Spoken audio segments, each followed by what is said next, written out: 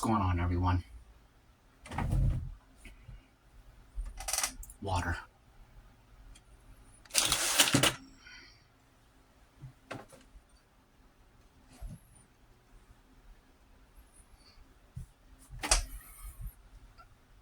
That's kale.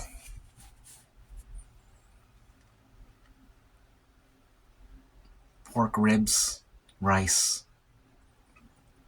There's mushrooms and radishes in there as well, and garlic powders. And fish sauce.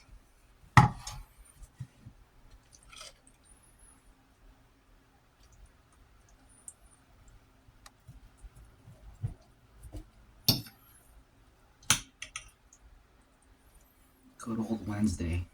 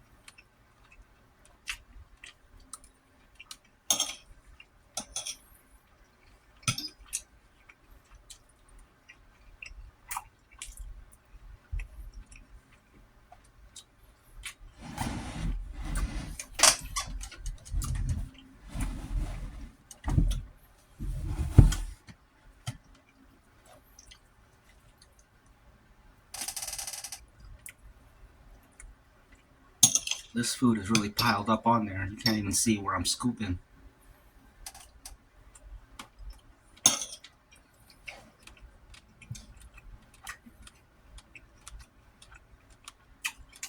Mushroom and rice.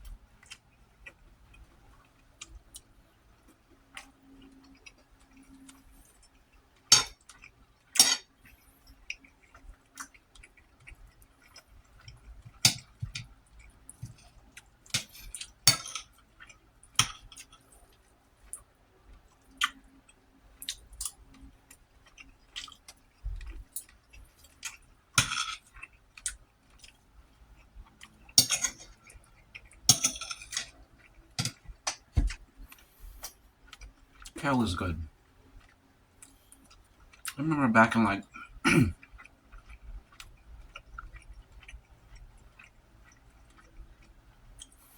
don't know, 2012, 2015.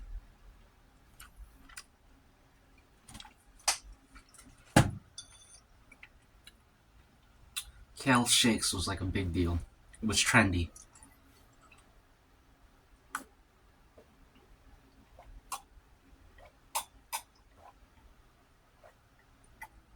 Putting kale in a blender with your protein shake. Shakes in general. I never had a kale shake in my life. Sounds disgusting. Sounds completely pointless.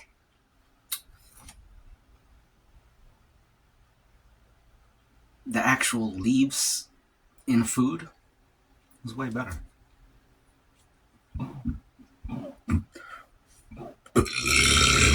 Excuse me.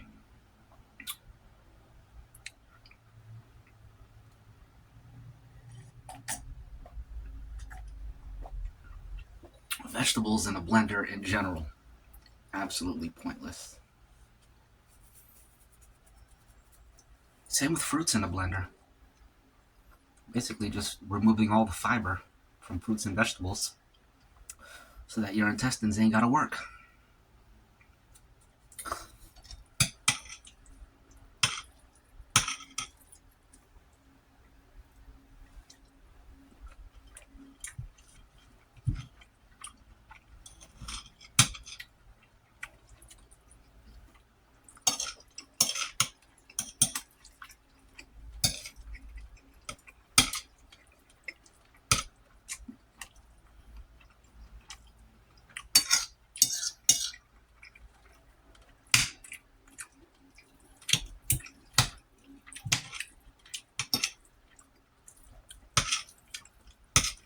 Also keeps you fuller. You eat foods whole.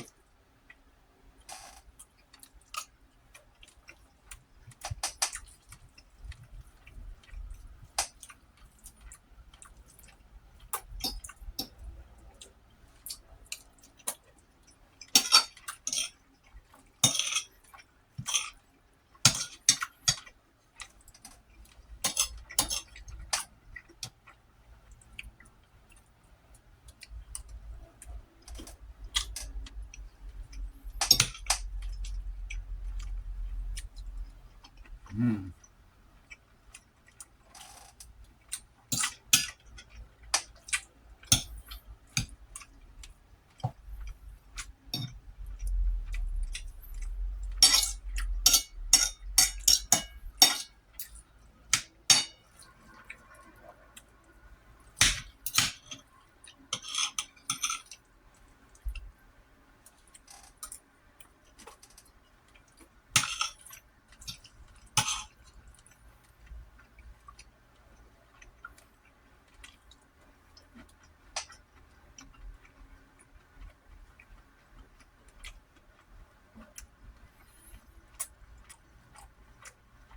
I think mushrooms are underrated. Mushrooms are great. Any kind of mushroom.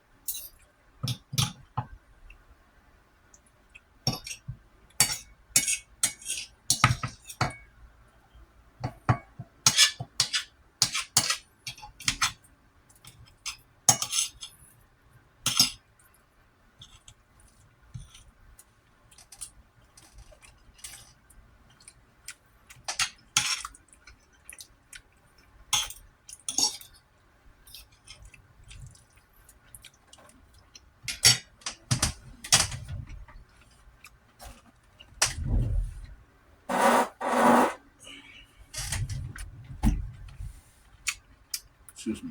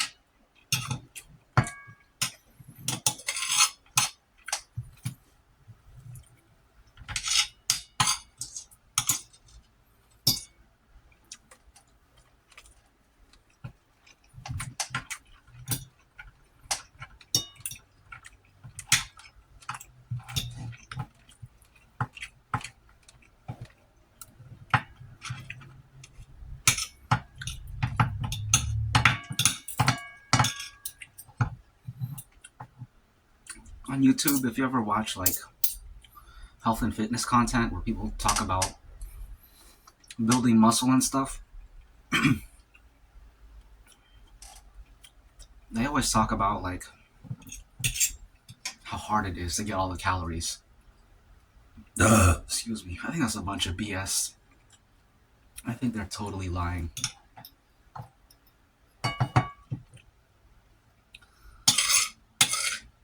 They act like eating is such a chore. Like, oh, I can't eat that much.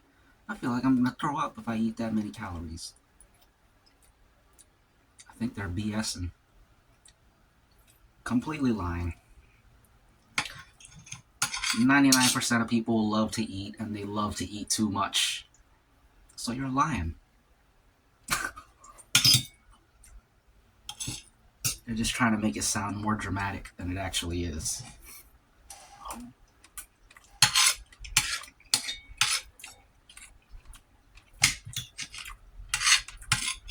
The only people who I actually believe when they say stuff like that is like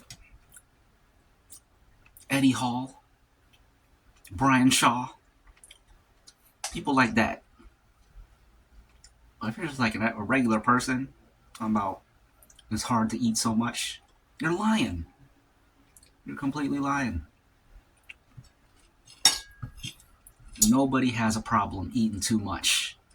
It's not eating enough that people. It's when people are trying to lose weight and they're trying to eat less than they would want to eat. That's when they're struggling. Nobody is struggling to eat too much.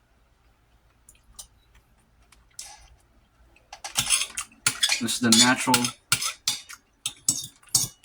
Our natural instinct is to overeat, in my opinion.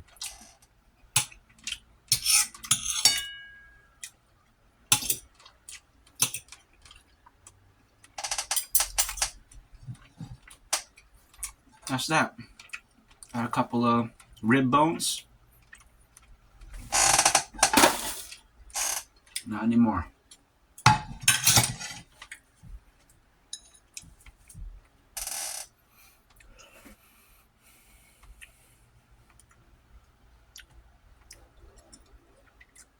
It's a good food and good drink, including water, one of the best drinks in the world.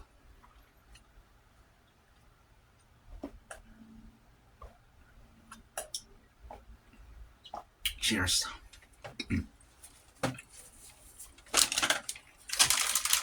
I got some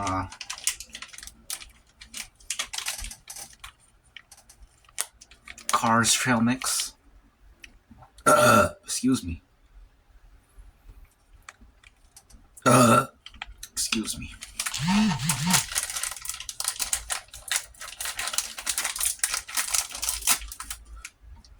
Excuse me.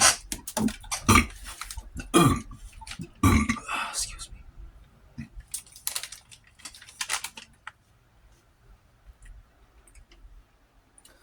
This is coffee.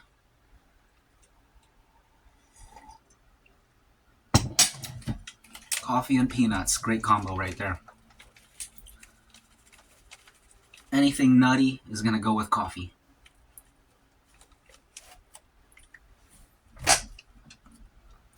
Nuts, raisins, peanuts. M&Ms.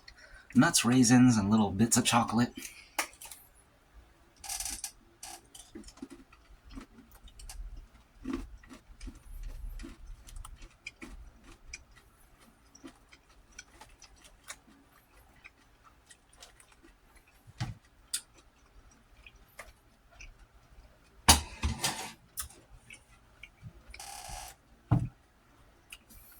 Whenever eating pistachios or peanuts, and probably other nuts as well, if you ever eat a nut that is particularly, seems like it has some extra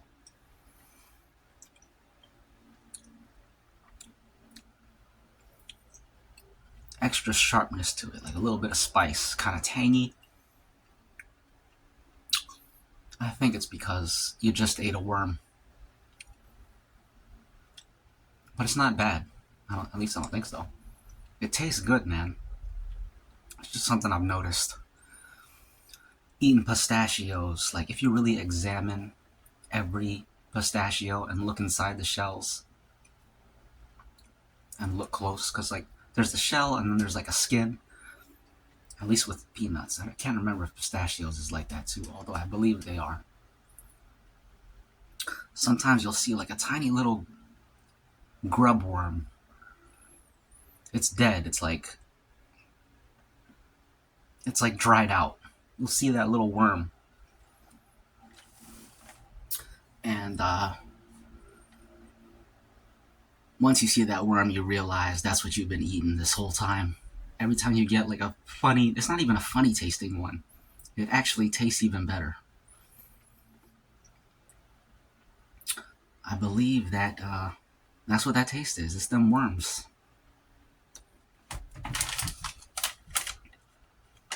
Sometimes it doesn't have, you don't even have to see the worm. You could just be like, maybe I can find an example. Sometimes you'll see like pinholes in the nut. And you can see that some worms have been in there. And then if you eat that nut, you will taste that like extra bit of tanginess.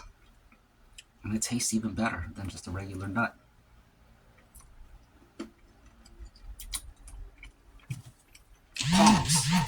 Excuse me.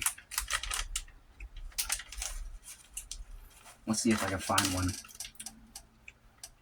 You probably won't see the worm in something like this, but if you're eating them out of the shell, you'll probably see them worms sometimes.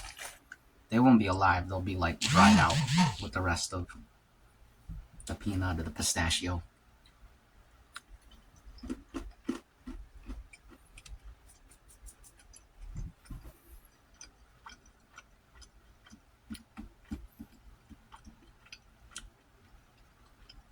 Delicious.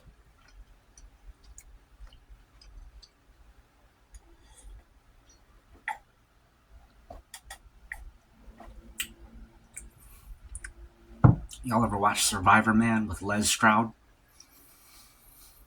There's a couple episodes where he digs into like tree trunks and he pulls out these thick grub worms. They're like worms that are like that big. They're more like thick caterpillars. But he roasts those over the fire and he eats them. And he says they're absolutely delicious. And I think he said they tasted kind of nutty.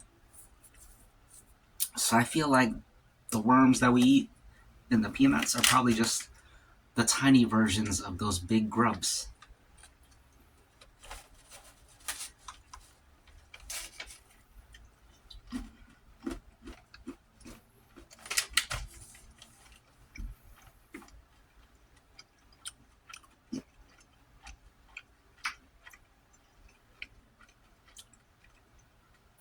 Actually, now that I think about it, since the worm is in the shell, or inside the peanut, or the pistachio,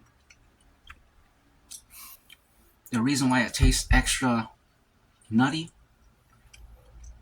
is because it's living on a diet of nuts. So, the worm itself tastes like a concentrated nut.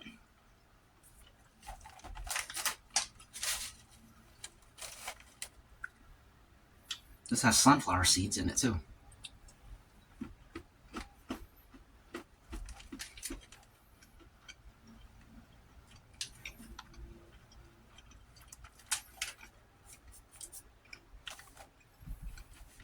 I was thinking about sunflower seeds lately because I watched the first episode of X-Files.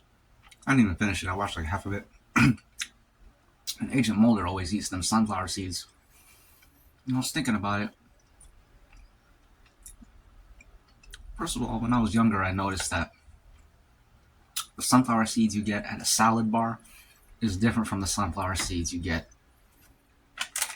in packets like these. The ones in packets, they come with the shells.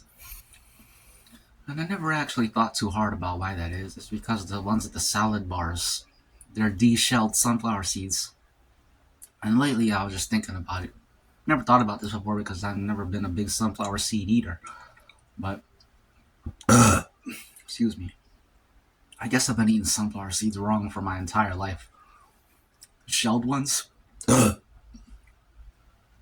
usually just pop them in and chew them up, shell and all, and then try to swallow it if I could.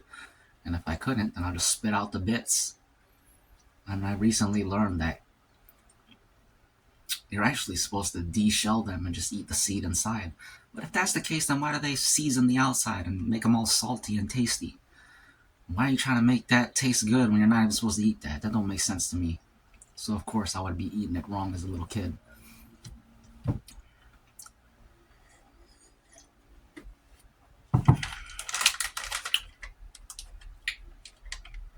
This has peanuts, raisins, cocoa candies, the M&Ms, sunflower kernels, and that's it.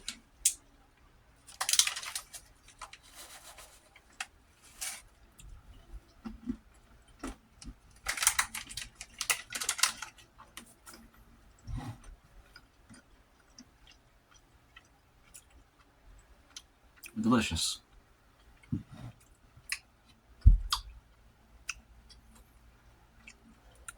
One moment, please. I heard the phone vibrating.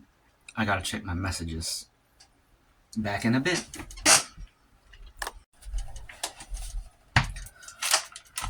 We're back to eat some trail mix. My head's cut off. But maybe it doesn't matter. It always matters.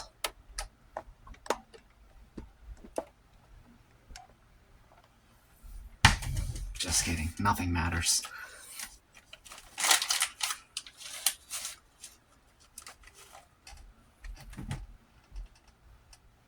Peanuts and chocolates. And sunflower seeds and raisins. Do y'all even like raisins? I used to not like them, but now... excuse me. Now I'm a fan. Cheers.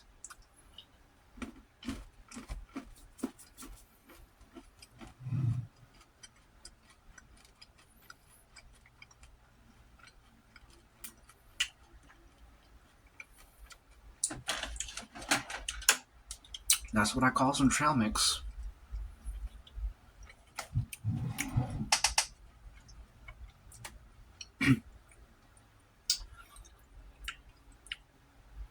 It's all the great trails in the world. Great hiking trails, great biking trails. And to all the great mixes. Mixes of all kinds. Drink mixes, food mixes, music mixes. All the mixes.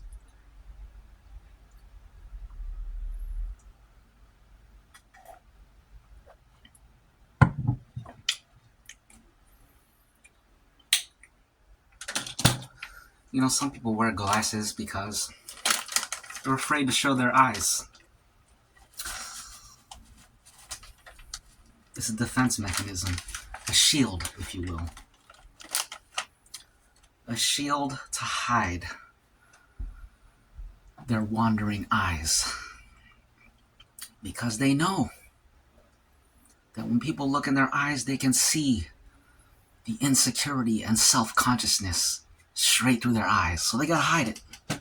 I don't want people seeing my insecurities, seeing my soul through my eyes. I gotta hide my eyes, you know what I'm saying? That's how a lot of people feel.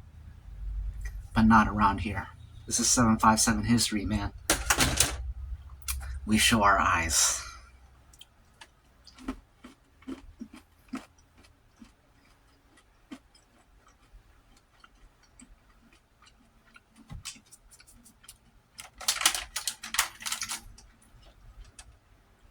They think they're being slick when they wear those. I know what you're doing. You think I don't know that trick? That's the oldest trick in the book, buddy. Or lady. Oldest trick in the book. Can't fool me.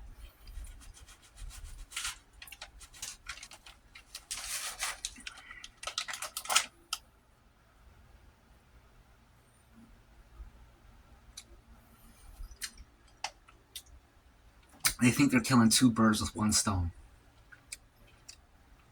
They're getting to use the shield, and they're also getting has the added effect of making you look cool. But once you know one, it cancels the other. So instead of looking cool, you just look weak.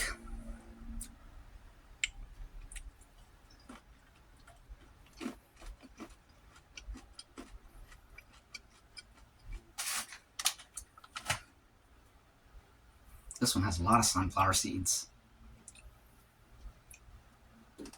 And chocolates, and raisins, and peanut.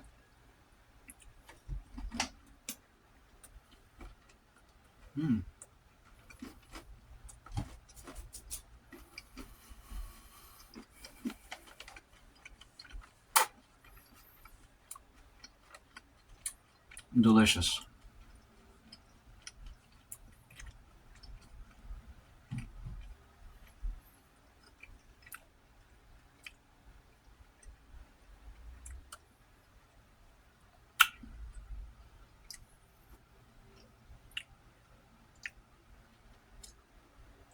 We gotta make a toast. What's this one for? Actually,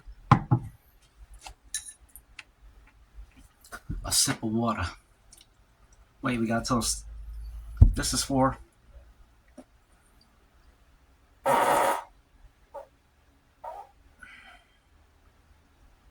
excuse me.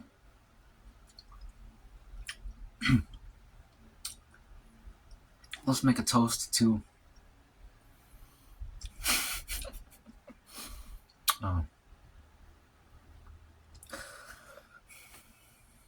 I was gonna say to our troops as a joke, but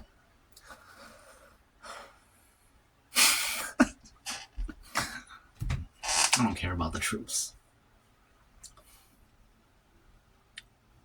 Cheers. Well, we gotta make a toast. Hold on. Hang on. That's what Piers Morgan likes to say. I don't even watch Piers Morgan, but I watch this one impressionist on YouTube, Tony Lapidus. When he does his Piers Morgan, he always uses that line. Hang on. But it's funny when he says it because he does the British accent and all that. And he captures the right tone and whatever. Anyways, it don't matter. It's a great weather.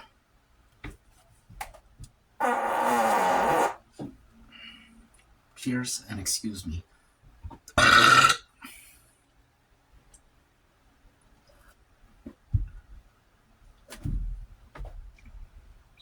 And that's that.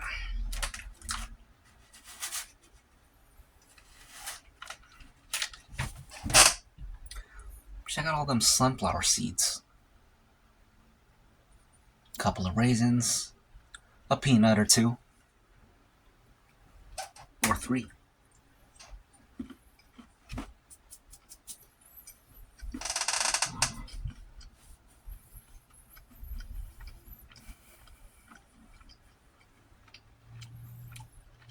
That's trail mix, all right.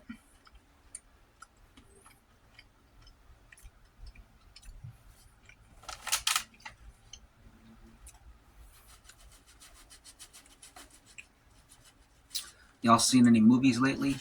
Or are you excited for any movies coming out soon? Street Fighter movie looks pretty good. Our friend TJ from Breakdancing, he showed us the trailer on YouTube for Street Fighter. It looks alright. I'm interested in Mortal Kombat as well. Just because I like Mortal Kombat. I don't have any high expectations of the movie because the first one wasn't that great. And when I say first one, I'm not talking about the 1995 joint. I'm talking about the one that came out a few years ago. It was okay. Excuse me. It had all of the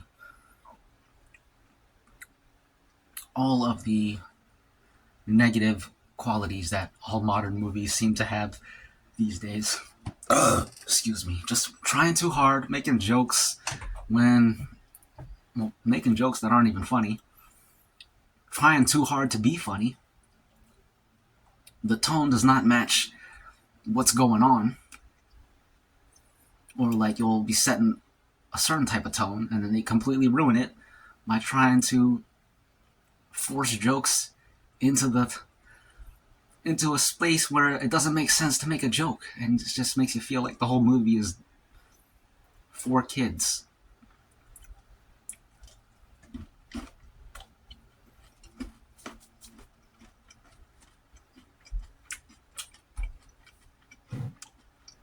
People are highly entertained by kid stuff. Things of kiddie quality. I'm an adult, and I feel insulted when you show me those things that are of kiddie quality. I want to see something that's for adults. Something that is clearly, explicitly made for adults. Anyways.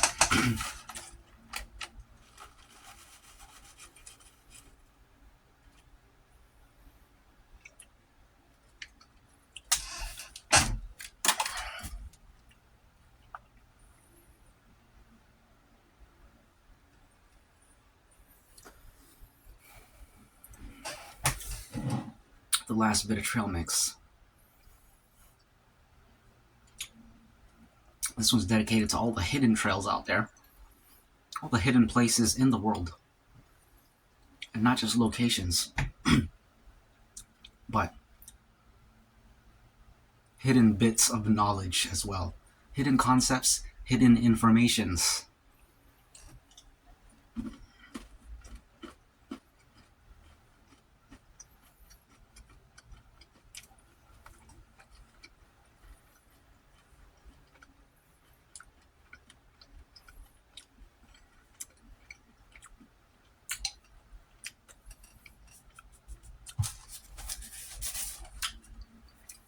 Okay. Now, we have our last bit of coffee to finish.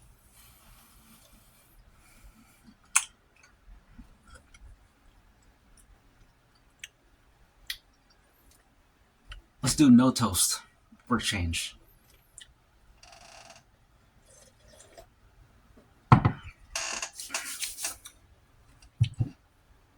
We'll take sips as we move along in this because I want to know what happens next. Okay, so our main character, Johnny, he's parachuting down. He just did the combat drop from outer orbit, and he's landing. Floated down for about 20 seconds before unloading the chute, not wishing to call attention to myself in still another way by not falling at the speed of the other stuff around me. It must have worked. I wasn't burned. About 600 feet up, I shot the second chute. Saw very quickly that I was being carried over into the river. Found that I was going to pass about 100 feet over a flat-roofed warehouse. Found that I was going to pass about 100 feet up over a flat-roofed warehouse or some such by the river. Blew the chute free and came in for a good enough, if rather bouncy landing on the roof. By means of the suit's jump jets, I was scanning for Sergeant Jalal's beacon as I hit. I think that's where I left off. So he just landed. Excuse me.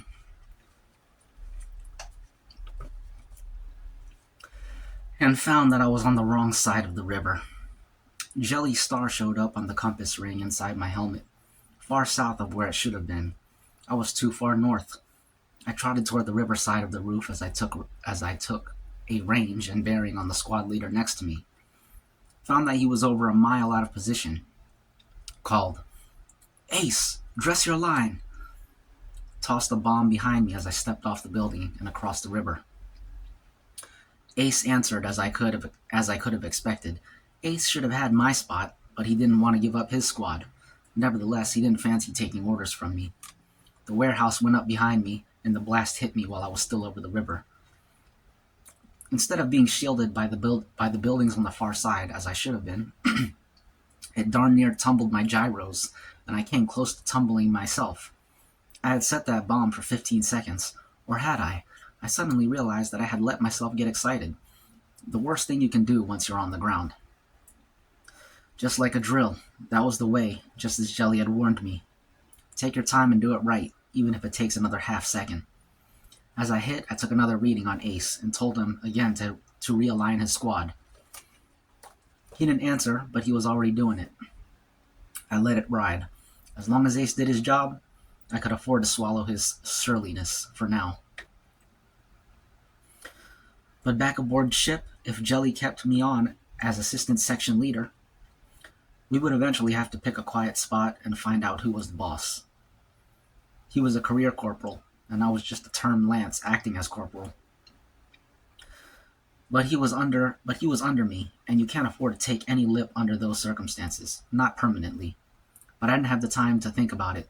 While I was jumping the river, I had spotted a juicy target, and I wanted to get it before somebody else noticed it. A lovely big group of what looked like public buildings on a hill.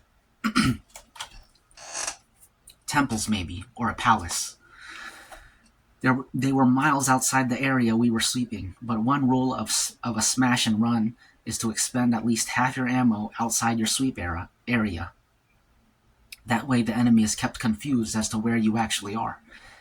That and keep moving. Do everything fast. You're always heavily outnumbered. Surprise and speed are what saves you. I was already loading my rocket launcher while I was checking on Ace and telling him for the second time to straighten up. Jelly's voice reached me right on top of that, on the all-hands circuit. Platoon, by leapfrog, forward. My boss, Sergeant Johnson, echoed. By leapfrog, odd numbers, advance.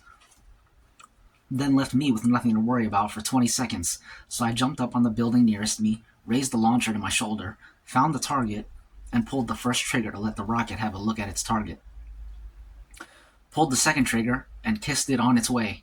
Jumped back to the ground. Second section, even numbers, I called out. Waited for a count in my mind and ordered, advance!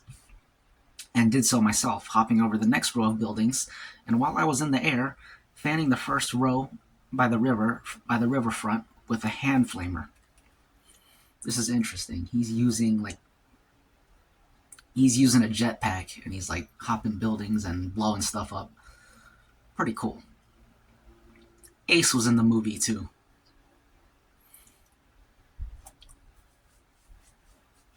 And he's got a hand flamethrower. Anyways, they seemed to be wood construction, and it looked like time to start a good fire. With luck, some of those warehouses would house oil products or even explosives. As I hit, the Y rack on my shoulders launched 2 small HE bombs, a couple of 100 yards each way to my right and left flanks, but I never saw what they did. As just then, my first rocket hit. That unmistakable, if you've ever seen one, brilliance of an atomic explosion. It was just a peewee, of course, less than 2 kilotons nominal yield, with tamper and implosion squeezed to produce results from a less than critical mass. But then who wants to be bunkmates with a cosmic catastrophe? I had to get a refill.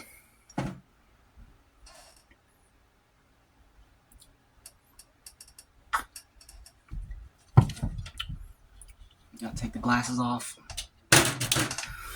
so you can see the insanity and simultaneous brilliance in my eyes. You see what I'm talking about? I wouldn't expect you to understand. It's like 2 sides of a coin. It's like 2 sides of a coin, you know what I'm saying? But y'all are smooth-brained. That's why I gotta show you and teach you by example. We'll get some wrinkles under that noggin sooner or later. In no time. That's what I meant to say. In no time. We'll get some wrinkles under that noggin. Now, where was I? As I hit the Y rack on my shoulders, launched 2 HE bombs. Yep, I already read all that. A couple 100 yards each way to my right and my left flanks, but I never saw what they did, as just then my first rocket hit. Then that unmistakable, if you've ever seen one, brilliance of an atomic explosion. It was just a peewee, of course, less than 2 kilotons nominal yield, with tamper,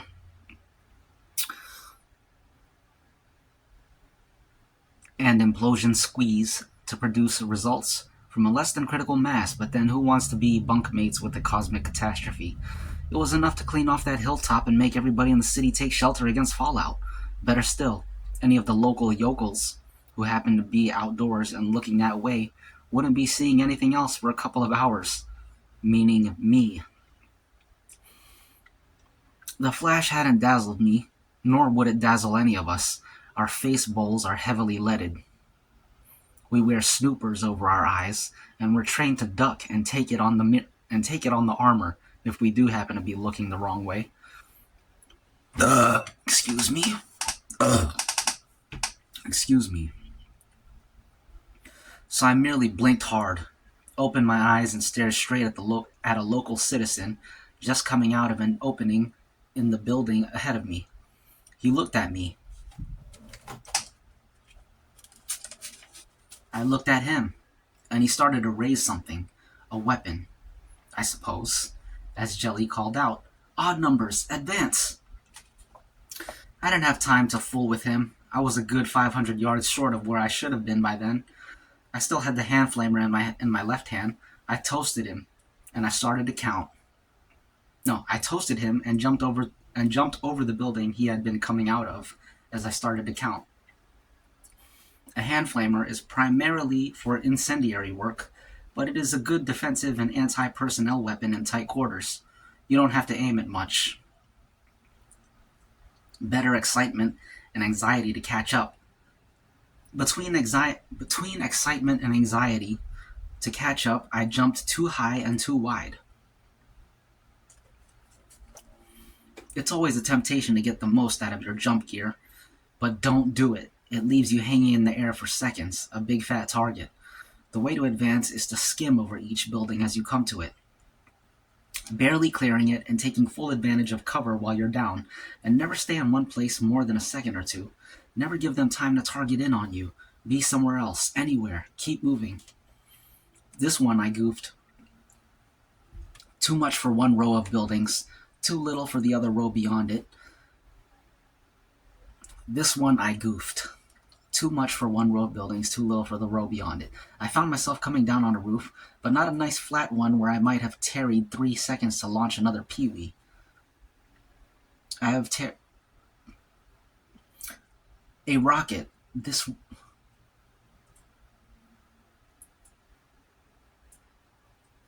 A peewee is what they call their rockets. This roof was a jungle of pipes and stanchions and assorted ironmongery. A factory, maybe, or some sort of chemical works. No place to land. Worse still, half a dozen natives were up there. These geezers were humanoid. 8 or 9 feet tall, much skinnier than we are, and with a higher body temperature. They don't wear any clothes, and they stand out in a set of snoopers like a neon sign. They look still funnier in daylight, with your bare eyes, but I would rather fight them than the arachnids. Those bugs make me queasy. Interesting. Humanoid natives. He's describing the aliens for the first time.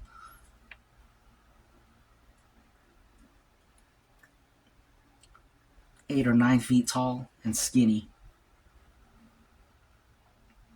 And then he mentions the bugs in passing, which I'm sure we'll see later. If these laddies were up there 30 seconds earlier than 30 seconds earlier when my rocket hit, then they couldn't see me or anything. But I couldn't be certain, and didn't want to tangle with them in any case. It wasn't that kind of raid, so I jumped again. While I was still in the air, scattering a handful of 10-second fire pills to keep them busy, grounded. Jumped again at once and called out, "Second section, even numbers, advance," and kept right on going to close the gap, while trying to spot, every time I jumped, something worth expending a rocket on. I had 3 more of the little A rockets, and I certainly didn't intend to take any back with me, but I had had pounded into me that you must get your money's worth with atomic weapons. It was only the second time that I had been allowed to carry them. This is cool, man. Right now, I was trying to spot their waterworks. A direct hit on it could make the whole city uninhabitable, force them to evacuate it without directly killing anyone. Just the sort of nuisance we had been sent down to commit. It should, according to the map we had studied under hypnosis, be about 3 miles upstream from where I was. But I couldn't see it. My jumps didn't take me high enough, maybe. I was tempted to go higher, but I remembered what Migliaccio had said about not trying for a medal, and stuck to doctrine. I set the Wyrack launcher on automatic and let it lob a couple of little bombs every time I hit. I set fire to those things more or less at random in between, and tried to find the waterworks or some other worthwhile target. Well, there was something up there at the proper range. Waterworks or whatever, it was big. I hopped on top of the tallest building near me. I took a bead on it and let it fly. As I bounced down, I heard Jelly. "Johnny, Red, start bending in the flanks." I acknowledged and heard Red acknowledge and switched my beacon to blinker so that Red could pick me out for certain. Took a range and bearing on his blinker while I called out, "Second section, curve in and envelop. Second leaders acknowledge." Fourth and fifth squads answered. "Wilco," Ace said. "Wilco." Ace said, We're already doing it. Pick up your feet." Red is another squad leader. Red's beacon showed the right flank to be almost ahead of me and a good 15 miles away. Golly, Ace was right. I would have to pick up my feet or I would never close the gap in time, and me with a couple of hundred weight of ammo and sundry nastiness still on me that I just had to find time to use up. We had landed in a V formation, with Jelly at the bottom of the V, and Red and myself at the ends of the two arms. Now we had to close it into a circle around the retrieval rendezvous, which meant that Red and I each had to cover more ground than the others and still do our full share of damage. At least the leapfrog advance was over with once we started to encircle. I could quit counting and concentrate on speed. It was getting to be less healthy to be anywhere, even moving fast. We had started with the enormous advantage of surprise, reached the ground without being hit, at least I hoped nobody had been hit coming in, and had been rampaging among them in a fashion that let us fire at will without fear of hitting each other, while they stood a big chance of hitting their own people and shooting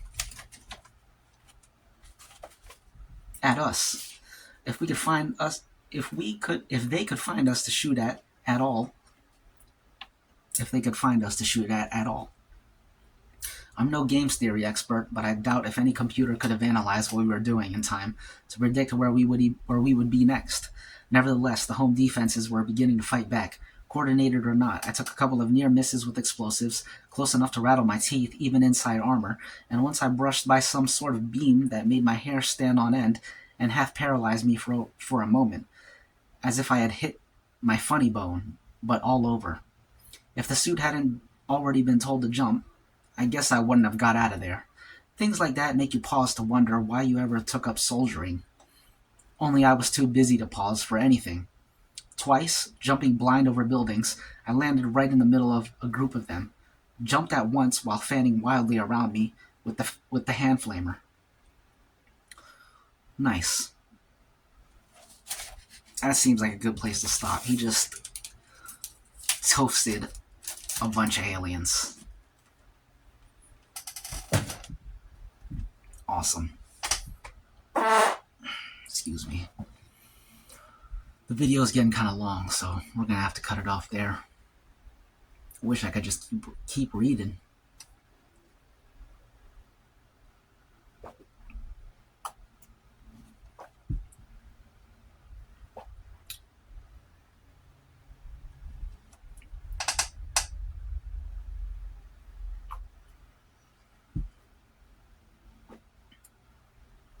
Okay.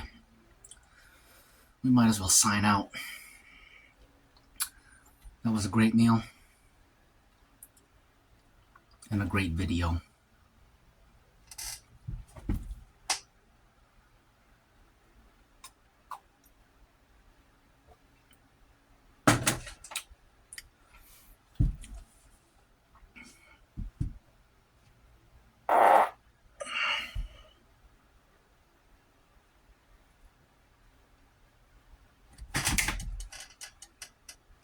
See ya.